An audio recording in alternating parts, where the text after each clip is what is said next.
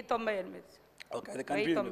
Thank you అధ్యక్ష. అదేవిధంగా వారి ఆన్సర్లో మరి ఇలాంటి పెండింగ్లు లేవు అంటే the reasons for delay in sanction of those scholarships అంటే కూడా నో అని చెప్పి ఆన్సర్ ఇచ్చారు అధ్యక్ష.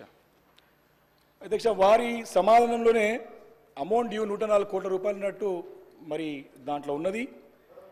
రీజన్స్ ఫర్ డిలే అనేది మాత్రం దానికి సమాధానం చెప్పలేదు అధ్యక్ష.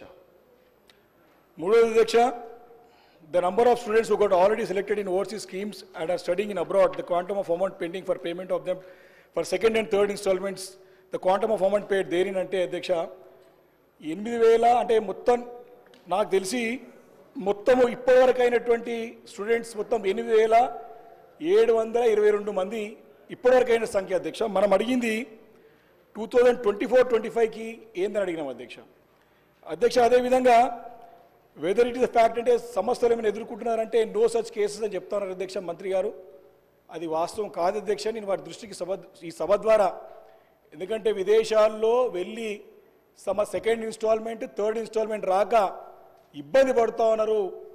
చాలా అంటే చాలా మాకు డైరెక్ట్గా మాకు కానివ్వండి మీకు కూడా సంబంధించిన మీ నియోజకవర్గాలు ఉన్నటువంటి వ్యక్తులకు కూడా ఖచ్చితంగా ఈ ఒక ప్రశ్నలు పెండింగ్ ఉన్నటువంటి బిల్స్ గురించి పదే సెకండ్ ఇన్స్టాల్మెంట్ థర్డ్ ఇన్స్టాల్మెంట్ ఎప్పుడు వస్తే అడుగుతున్నారు అధ్యక్ష.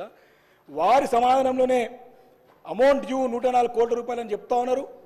మరి దాంట్లో మరి ఏం లేదని చెప్తా ఉన్నారు అధ్యక్ష. దీంట్లో కొంచెం క్లారిటీ లేదు అధ్యక్ష. అందుకే నేను స్పష్టంగా వారిని అడగదలుచుకున్నాను, ఈ సెకండ్ అండ్ థర్డ్ ఇన్స్టాల్మెంట్ ఎప్పటి వరకు మీరు ఇస్తారో క్లారిటీగా స్పష్టంగా చెప్పాలని చెప్పేసి నేను కోరుతాను. ఎందుకంటే పేద మధ్యతరగతి ఎస్సీ ఎస్టీ బీసీ మైనారిటీ బ్రాహ్మణులతో పాటు అగ్రవర్ణాలు ఉన్నటువంటి అందరు పేద విద్యార్థులు వెళ్ళి అక్కడ ఇరుక్కుపోయి ఈ ఫీజు రాక సెకండ్ ఇన్స్టాల్మెంట్ థర్డ్ ఇన్స్టాల్మెంట్ రాక ఇబ్బంది పడుతున్న మాట వాస్తవం అధ్యక్ష. రెండోది మేము అడిగినాం స్పష్టంగా 2024-25లో మీకు వచ్చినటువంటి దరఖాస్తుల గురించి ఇలాంటి చెప్తలేరు అధ్యక్ష. ఈ ఏరు నాకు తెలిసి మేము కూడా అందరం కూడా ప్రతి తెలంగాణ ప్రాంతంలో ఉన్నటువంటి అందరూ కూడా పేద మధ్యతరగతిలో ఉన్నటువంటి బడుగులు బలహీన వర్గాలతో పాటు అగ్రవర్ణాల్లో ఉన్నటువంటి పేద విద్యార్థులు దీనికి ఆన్లైన్లో దరఖాస్తు పెట్టుకున్నారు. పేపర్లో కూడా ఎంక్వైరీ జరిగింది కానీ ప్రభుత్వం నుంచి మాకు ఎలాంటి సంకేతం లేదు కాబట్టి ఈ సంవత్సరానికి ఎలాంటి శాంక్షన్స్ ఇవ్వలేదని చెప్పి క్లియర్ కట్గా పేపర్లో వచ్చిన సంగతి నేను మీ ద్వారా నేను మంత్రి గారి దృష్టికి తీసుకొస్తున్నాను అధ్యక్ష. అయితే ఈ స్కీమ్ని ఉంచుతారా, కంటిన్యూ చేస్తారా లేదా అని ఎత్తేస్తారా, దీనికి స్పష్టంగా సమాధానం చెప్పాలని చెప్పేసి మంత్రి గారు కోరుతాను అధ్యక్ష. ఎందుకంటే భవిష్యత్ తరాల గురించి పెట్టుబడి విద్యార్థులపైన చెప్పేసి ముఖ్యమంత్రి గారు అన్నారు. కానీ భవిష్యత్ తరాల వారిది మరి ప్రశ్నార్థకంగా అంధకారంగా కనపడుతోంది ఈ యొక్క చర్య వల్లని చెప్పి చెప్పక తప్పదు అధ్యక్ష. రెండోది, మనకి దగ్గర మన బడ్జెటే 3 లక్షల కోట్ల బడ్జెట్, 1,27,000 కోట్ల రూపాయల అప్పు ఈ ఏడాది కాలంలో జరిగినట్టు స్పష్టంగా అర్థమైంది. ఒక 100 కోట్లు పేద విద్యార్థుల నుంచి వెచ్చించడానికి ఎందుకు ప్రభుత్వం వెనకబోతుందని చెప్పి నేను ప్రశ్నిస్తాను అధ్యక్ష. ఈ నిర్లక్ష్య వైఖరికి కారణం ఏందో చెప్పాల్సిగా నేను మంత్రి గారికి కోరుతాను అధ్యక్ష స్పష్టంగా. అధ్యక్ష, మీరు ఓవర్సీస్ స్కాలర్షిప్ గురించి అడుగుతున్నాను. ఓవర్సీస్ స్కాలర్షిప్లో మీరు ఇచ్చినట్టు మేనిఫెస్టోలో ఈ పేద మధ్యతరగతి అన్ని వర్గాల ప్రజలకు అధ్యక్ష, ఎస్సీ ఎస్టీ బీసీ మైనార్టీలో ఉన్నటువంటి అగ్రవర్గాల పిల్లలందరూ కూడా 20 లక్షల నుంచి 25 లక్షల రూపాయలు చేస్తా అని చెప్పేసి మాట ఇచ్చి ఇప్పటి వరకు దానికి కూర్చొని అధ్యక్ష. కొత్త 5 లక్షలు ఎక్కువగానే కొన్న 4 మంది వేస్తే ఉన్న 4 కోడిపోయినట్టు ఉన్న సంవత్సరానికి స్కీమ్ పైసలు లేవు అధ్యక్ష, ఉన్న పైసలు రాలే, ఇంకా దానికి సమాధానం చెప్పాలి అధ్యక్ష. రెండోది, 1098 మంది అసలు ఎత్తివేత గురించే లేనప్పుడు ఈ క్వశ్చన్లను ఎందుకు ఉత్పన్నమవుతాయి? మీ గవర్నమెంట్లో మీరు పెండింగ్ పెట్టినాయి, మేము పే చేసినాం 244 కోట్ల రూపాయలు. మీరు పెండింగ్ పెడితే మేము వచ్చిన తర్వాత 140 కోట్ల రూపాయలు క్లియర్ చేయడం జరిగింది. ఇంకా ఎత్తివేత అనేది ఉంటే ఇంకా క్లియర్ ఎట్లా చేస్తాం సార్?